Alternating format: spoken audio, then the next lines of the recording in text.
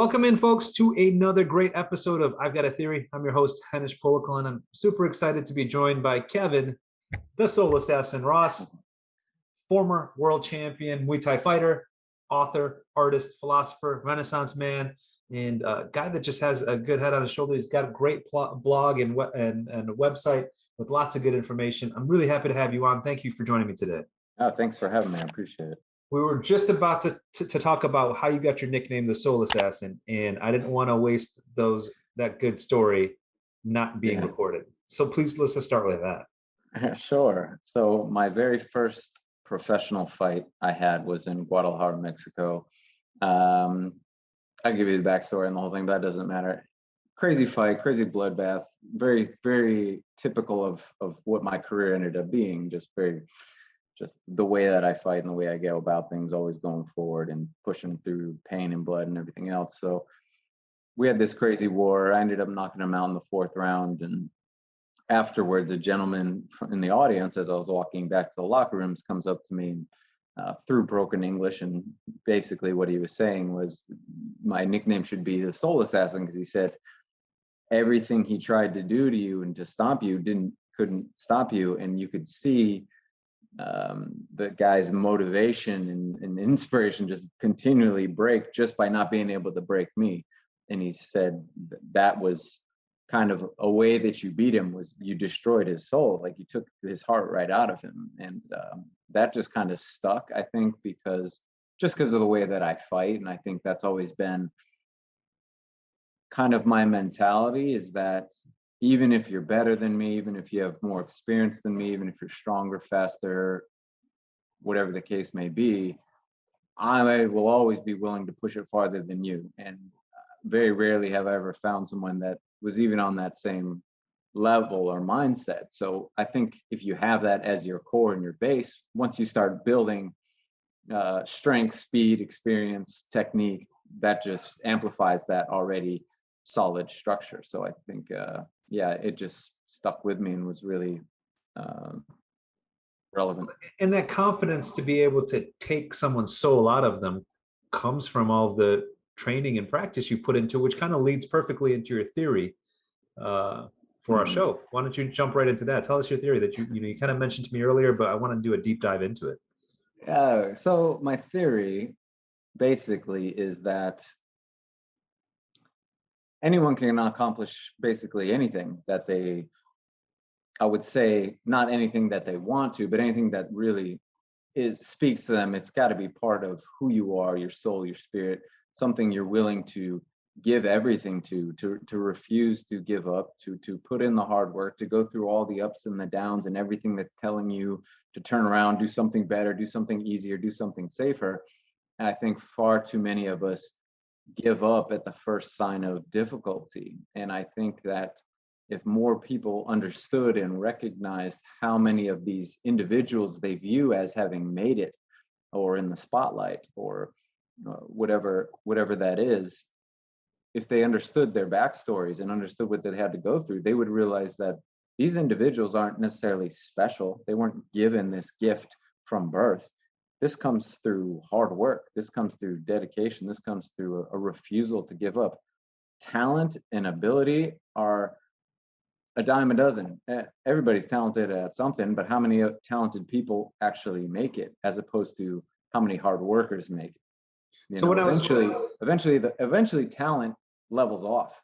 And if it's not coupled with hard work and dedication, you're going to level off. And those people who didn't have talent are eventually going to surpass you. And that's something that was very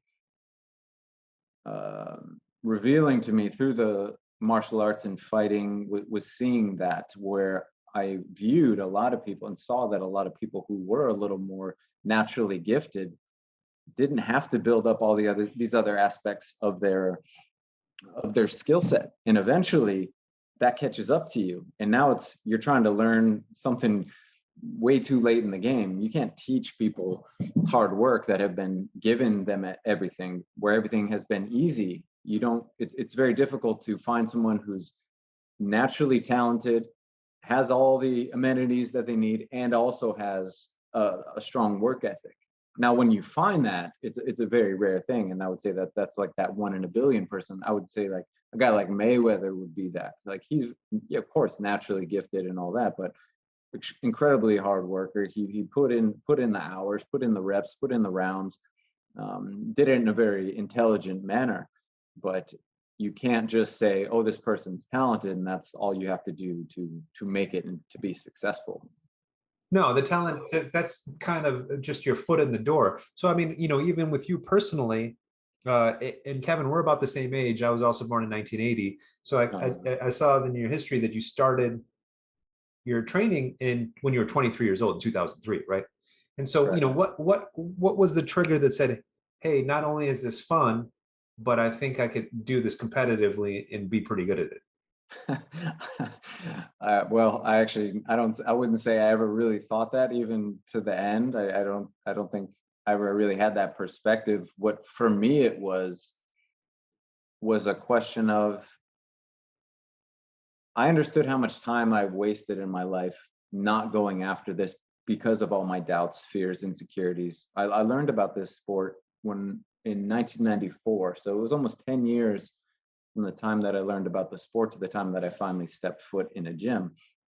And what all those doubts, all those fears, all those insecurities, what I realized all that was just fear. And fear by itself, you don't even know what's real and what isn't until you dive into the fire. And what I had realized after losing a lot of friends, one of my best friends, who was born with a heart defect from birth, was I was wasting all of this time that I had, which is a gift because none of us are promised anything.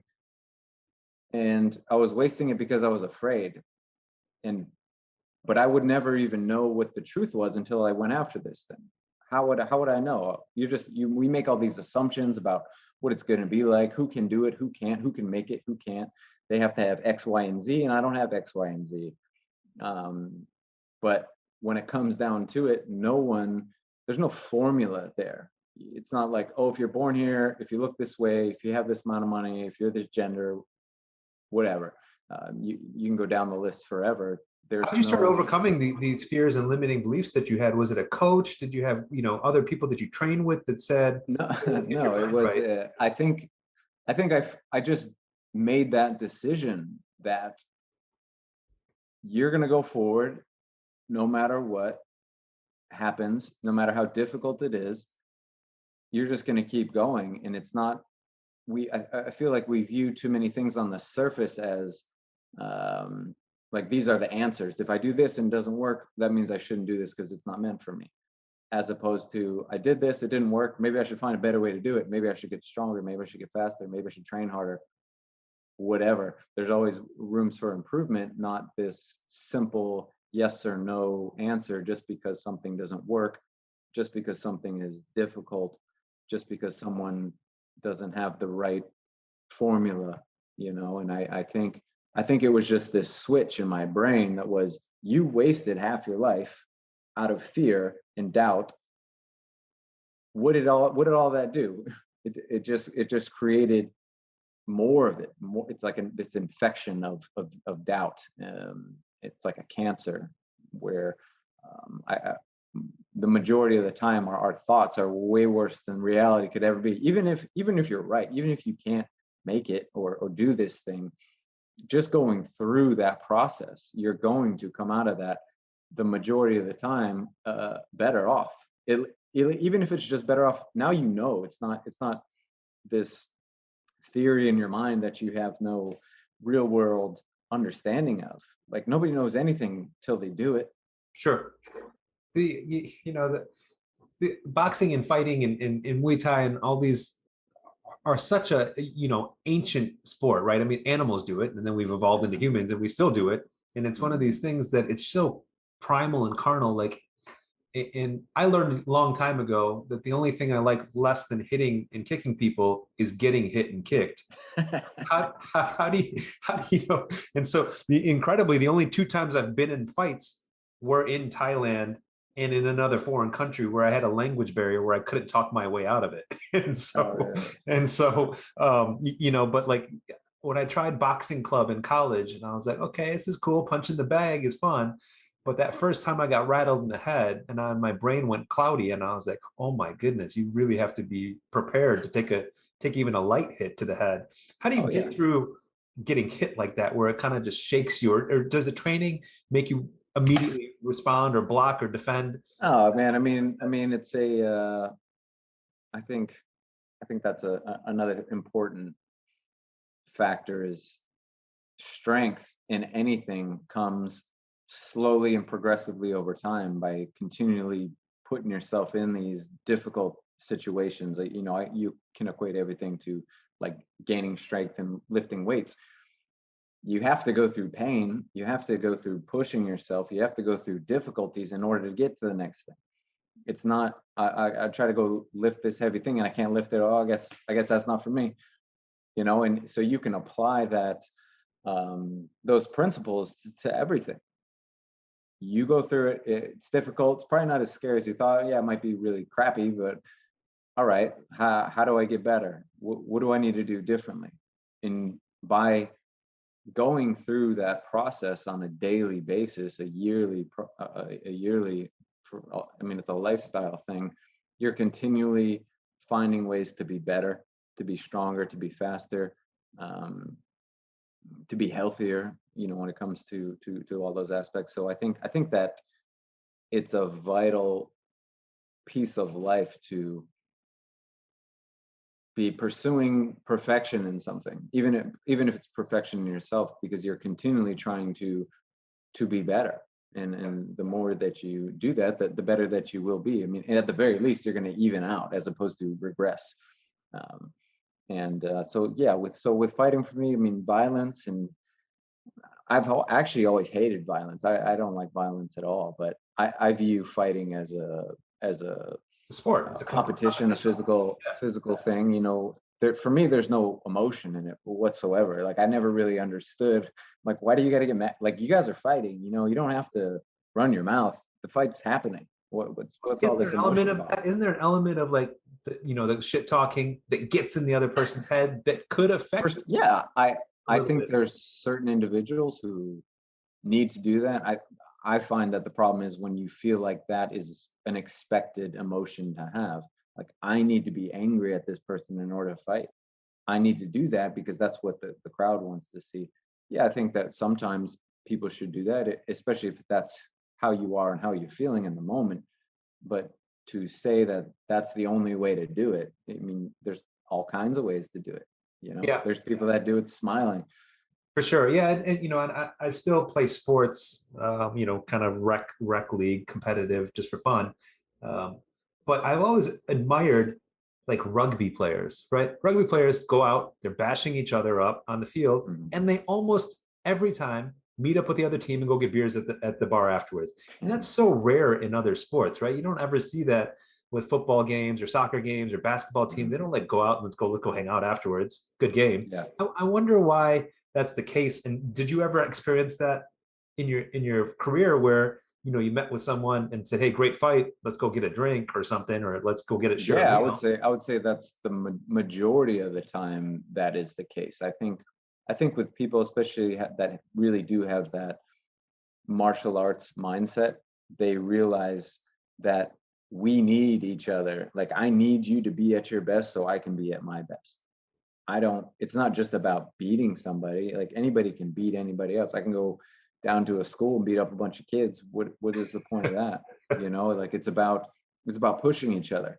Yeah, And the respect that's in there, like you don't have to, I don't think you need to like everybody, but I would say that respect of I can't do this without you. One, I yeah, can't go in there and fight by myself. I need someone to challenge me. And if it's not a challenge, what is even the point of doing this? So yeah. I think that mindset is I think it's important. I'm not going to say everyone should have that, but I think that's the one thing that has kept Muay Thai more of a pure martial art than say boxing. And MMA is starting to go kind of down that road as well, where it's more about the show than it is about the purity of the art and the competition and the challenges that's in front of you. So for me, and in Muay Thai, because it's so um, under the radar. I mean, particularly when I started, almost 20 years ago, nobody even knew what it was. You could tell people you did Muay Thai, and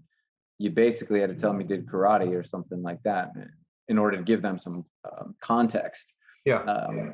So for all of us at that time, the only reason to be in that sport was because you loved it, because it spoke to you. There wasn't any external forces or motivators to do it. Whereas now, that might not necessarily be the case. People are like, oh, I can do this. I can make a name for myself. I can get on Instagram. I can show cool stuff. And like, yeah, okay, yeah, you can. And so there was something really pure and beautiful to it at that time. Whereas now it's not as prevalent, I would say. How did you choose Muay Thai over the other fighting options or the other competition options? Um, I wouldn't really say it was a choice. It was because it was an immediate hook. For me, I had always loved boxing, but I also always loved martial arts. Like Bruce Lee was a big inspiration to me, and I always really enjoyed those films and watching martial arts competitions and stuff. So I wanted to be able to kick people. I want to be able to knee people, and as well as boxes too. And I never had seen anything that really had that kind of realistic fighting. When you look at Taekwondo and stuff like that, it's a lot of point sparring and forms, and not really, you don't really see a lot of real fighting when it comes to martial arts. There are some for certain, but I just never had seen any. And I always thought about boxing. It's like, oh, maybe I'll box one day. But as soon as I saw Muay Thai, I was like, that is everything I could imagine I'd ever wanted. And so I was like, if I ever decide to do this, which I probably never will, but if I do, it's like, that's it. Like, that's what I want to do. It was so far above and beyond anything I'd ever seen. And it just really spoke to me. Yeah. You know what? I had a guest come on, and the benefit of hosting the show is I get to meet some incredible people like you, like that are super at the top of their game, entrepreneurs, athletes, etc. And I had a guy come on, uh, very successful, sold several businesses, and he shared some interesting things. It's very much along the lines of what you're saying about having to work for it. He wasn't extra special, he wasn't extra smart. He just worked hard, and he did these concepts like win stacking and looking at a concept called Kaizen, where he only would look to make 1% improvements. His goal was be 1% better, right? And it's kind of like lifting or training, right? If you can do 100 pounds today, if you can do 101 pounds tomorrow, then great. Like you've done that 1%. And after 10 days, you're up 10 pounds, or whatever it is. And so that's huge, and it's kind of goes to your point that it does take that dedication and that hard work to get better at something. And you can't just give up on day one and say, oh, I can't do this. And I've tried today. And I see, I've got kids, and I see that with them, and I'm trying to get them to overcome their limiting beliefs at a young age when I don't let them beat me at sports, right? I'm like, you're gonna have to earn it. And you're getting better every day, and you're getting faster every day, and I'm getting slower every day. So one of these days you're going to get me, but you're getting at least 1% better every day. And I keep trying to get them into that mindset that yes, you can do it. You just have to practice, and you're going to get better than me sooner than later. And definitely don't let yourself ever think that you can't do something because you're not doing it great today. Because give it a day, give it a week, give it a month, give it a year, and you're going to keep getting better, right? Yeah, there's actually there's a really great book that kind of really goes over all that. It's called The Art of Learning by Josh Waitzkin. They did a movie like 20, 30 years ago called Searching for Bobby Fischer, and it was about chess and everything. And he was a young chess prodigy, but he later on in life went on to do all these other really incredible things. And the whole book is about how if you understand how to get good at one thing, you can get good at everything, because it's the same process. There's no special elements in there. There's doing the work, pushing yourself, continually improving, setting your sights high, never giving up. You're going to get better. It's just a matter of fact. It's not. That's what I'm saying. Where I feel like everyone has the ability to achieve these things that they want to. It's just a matter of what you're willing to go through, what you're willing to sacrifice, what you're willing to do. That's where things get a little bit different. And that's just a question of what are you willing to do to make it. So what's next for you? What do you want to accomplish next? Because you've kind of stepped back from fighting competitively, but you've got Yeah. all these other hats that you're wearing. Are you going to try to focus on one area, or do you kind of like to dabble? No, I think I've always been a person that dabbles in many different things, even during my fighting, which took extreme focus and staying on track with that. I tried to continually maintain all the other things I did with my artwork, with my writings. So I think for me, it's one, not trying to force it, where I think sometimes we get lost that way, is like, I have to figure out what I need to do with my life right now, and I have to find this path, and I don't know what it is, and like we kind of try to force ourselves into this, into finding this thing. Sometimes people don't find it till very late in life. So I try to tell people, instead of trying to figure out what you love, instead of even trying to figure out what you like, figure out what you don't like. Like that'll narrow down a huge list of things. Then you start figuring out what you do like. What really like, draws your attention, what speaks to you, and you slowly start narrowing it down to those kinds of things. And then it's like, all right, this is this thing that I just think about all the time, I do all the time. How can I pursue this further? How can I be better at this? And along that journey, the pathway tends to open up for you once you follow that. Um, so I think just by continually working on the things that I work on, doing what I can, and then exploring these other facets of my life, that will hopefully come. Yeah, for sure. So, to kind of drill in a little further, how do you block your time? So, like, what's your time blocking look like, and what are those activities that you're doing now if you're not focused on training and that next competition that you've got? Yeah. So at the moment, so I just retired 2 months ago. So it hasn't even been 2 months yet. So my first thing was just to kind of take a step back, reset, kind of get used to this thing that was such a driving force in my life, in my mind, that kept me very focused and healthy and centered. And now that aspect of it is gone, um, but I need to, one, never lose those elements, like the continual, like just keeping myself healthy and focused and centered, regardless of what the end goal is important for me. My mental health, my physical health, because without those things, everything else is going to fall apart anyway. So, um, just kind of getting back to that um, daily routine of just being healthy. Getting back to finding finding how I'm going to do these, how I'm going to working out now is going to be different. It's not going to the gym for 8-10 hours a day,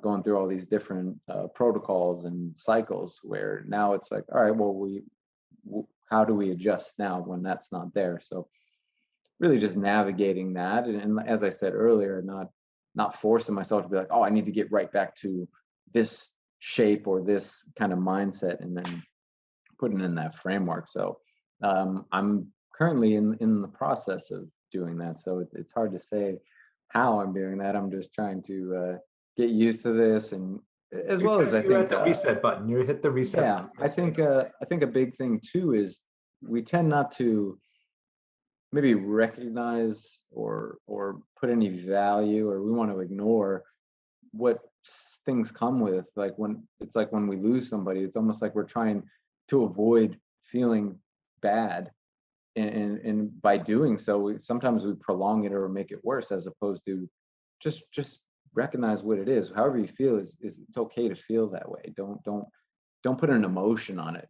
good or bad. It's just you got to go through this process, and everyone's going to go through that process differently. So for myself too, is um, I think just going through those emotions, seeing what they are, see how they feel, trying to recognize them, and you know um, view them for what they are, as opposed to becoming this driving force behind something, good or bad.